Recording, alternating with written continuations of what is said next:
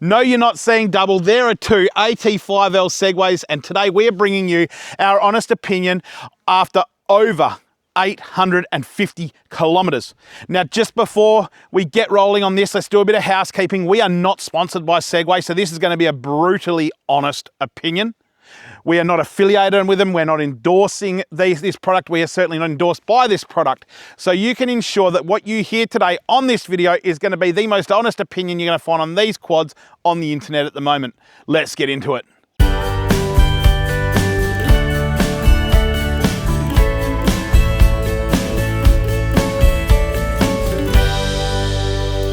G'day, my name's Brendan and welcome back to another episode of On Point Adventures. No, you're not seeing double.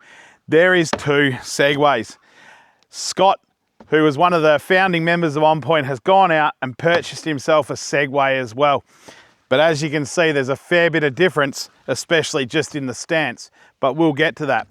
What today's video is about is this particular green one has now ticked over 890 kilometers.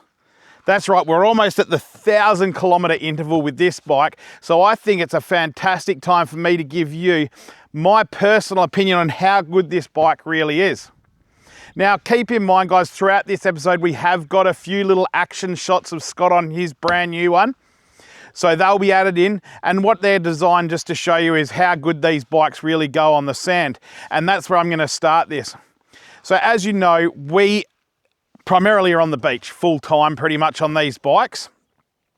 So I have a lot of questions on how well do they really go off-road. Well, to give you an example, today we probably dealt with some of the softest beaches I've pretty much dealt with, to the point where I've let these tyres down on both bikes to 5 PSI.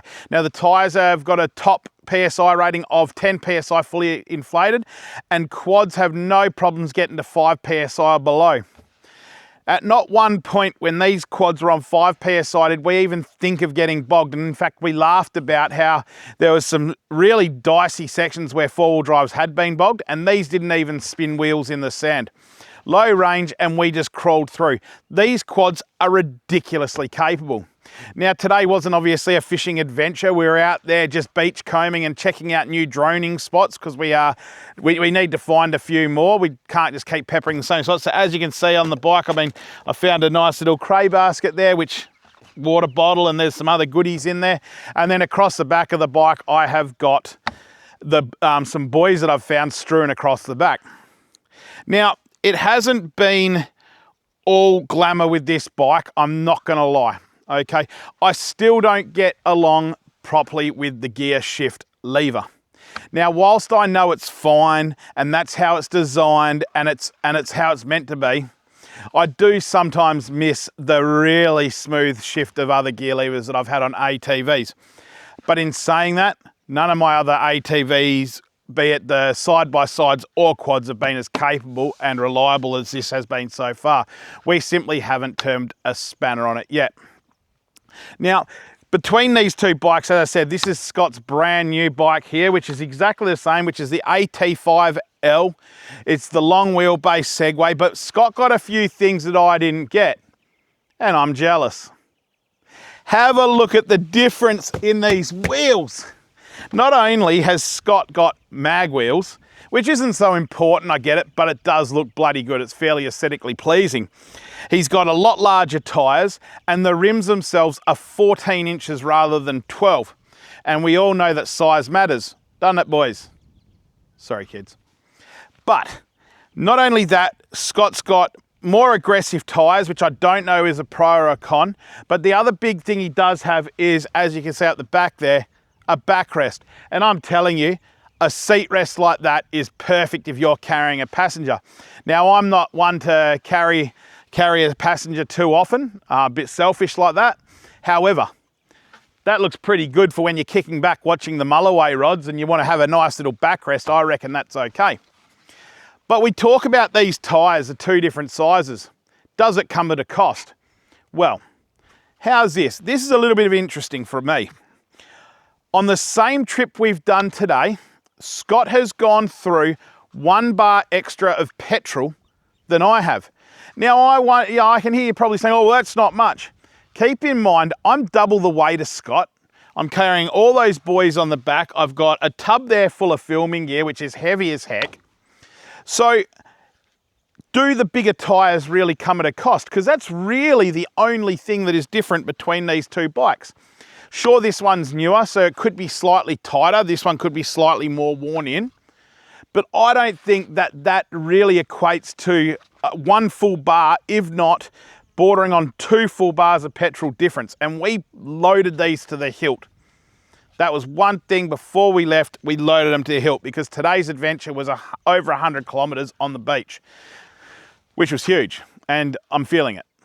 But not too bad, because that's going to bring me to my next thing. The suspension on these bikes, Christ, they're so comfortable.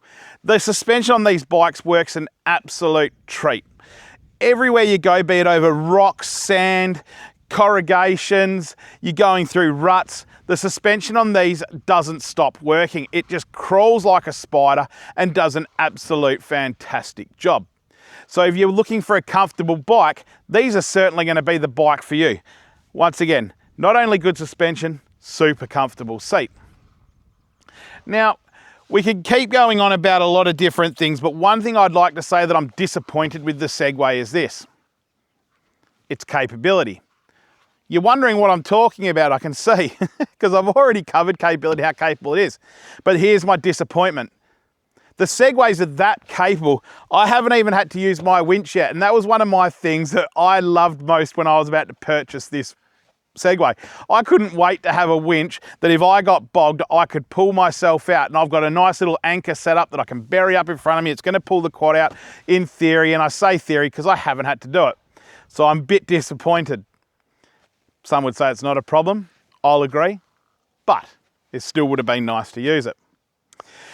All in all, so far, this particular bike has been great. What I would like to get for it is certainly the front cargo rack. I would love to get the front cargo box just to neaten everything up there. And I would really like to find something that suits a little bit better than that box at the back there and kit this bike out. Now, the rod holders I've put on the back with the bit of square tubing, they fit perfectly behind the rollover protection. So I'll quickly just do a little across the screen with that, but they have worked perfectly. They're set on the perfect 45-degree angle. They're just stainless steel rod holders that we got from the local BCF, and they actually pitch the rods perfectly out the back of the quad when you're fishing. Perfect angles, don't need to carry rod holders. Not bad, I reckon. Now, we haven't had to turn a spanner on this particular quad yet, but when I say we haven't had to turn a spanner, we have kept up with like our air filters, making sure that the air filters are good. We do blow them out from time to time and, keep them pretty, because I think that's a bit of maintenance that everyone should be doing, especially on dusty tracks like we have here. So with the reliability that I'm talking about, are these the Land Cruisers of the quad world? You're probably thinking, nah, they're a Segway. But I'll tell you why they're a little closer to a Land Cruiser than you think, and especially a 79 series. Because these things don't have cup holders. Why don't we have cup holders on a quad? When you make a quad that's essentially an armchair and is that comfortable and rides this good, Segway, you could easily put a couple of cup holders in here, because we could have our drinks in there, even lidless, and you're not going to spill a drop. Maybe that's an idea, or maybe that's something I've got to personally come up with for these and work out a solution. Because as I said, it would just be nice to have somewhere to put your drink bottle, and just, how good would that be? So that's why I think they're a little closer to a Land Cruiser than we think.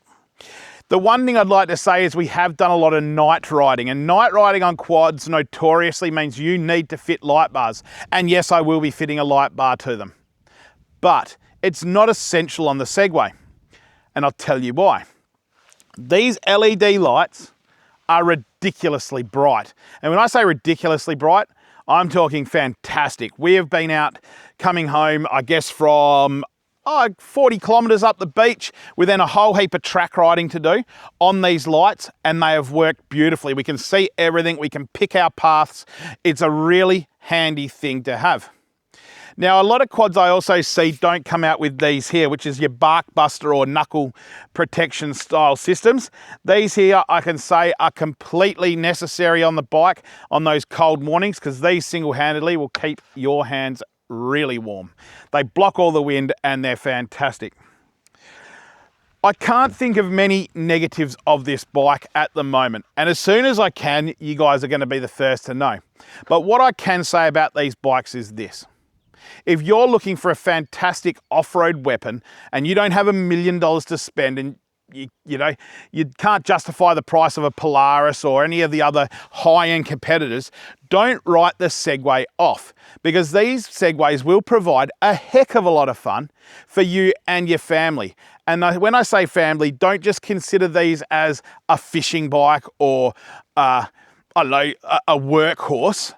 No, being the long wheelbase, you can fit a lot of people on here. Even with the size I am, you can get a lot of people on here and you can have an absolute great time. So certainly if you are looking for a budget-friendly, awesome performance option that's super reliable, Segway may be the way you want to look at. Am I disappointed with my Segway after 1,000 or almost 1,000 kilometers? Absolutely not. You know from my videos that are notorious on this channel of being super honest, that if I wasn't happy with this Segway, I would be telling you now. Now, as I said at the start of this video, guys, this wasn't a promotional video. We are not in any way, shape or form affiliated with Segway. We are simply just bringing you a review of a product that's genuinely impressed us. Thank you very much for watching today, guys, and we'll see you on the next episode. Catch you later.